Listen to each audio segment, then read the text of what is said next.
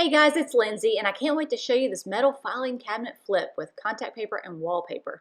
You see, I'm using this, it's navy contact paper slash wallpaper that is designed to be used on cabinets or on walls. It is a thick peel and stick wallpaper product that I will link in the comment section.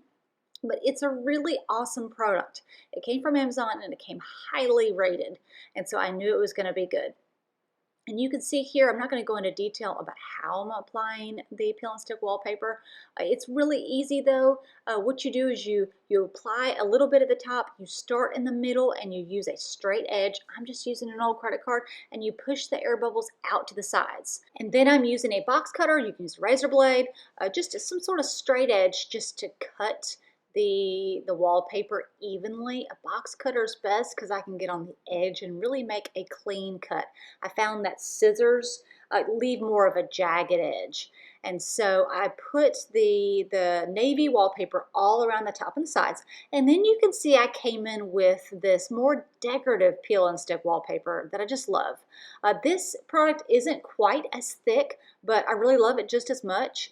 It's a little more iridescent, and it's got a little bit more of a texture, whereas the blue wallpaper was it was like buttery soft. But either way, they're both thick products that are going to work really well on this old metal filing cabinet. Now in the past, I've painted an old filing cabinet, and that worked well too, but honestly, I feel like this went a little bit quicker than painting, and it allowed me with this wallpaper to have more of a design. Create a little more dimension to the old metal filing cabinet.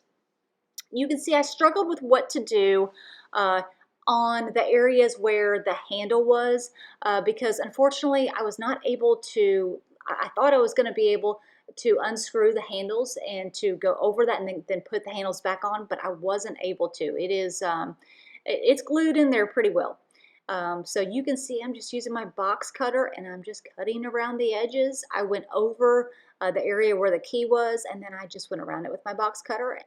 And I decided to use a thin strip of the navy wallpaper to put down at the bottom in between the drawers to kind of tie it all together.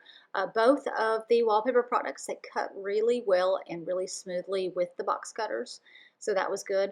You can see here I did go in and try to add navy to the area around the handle.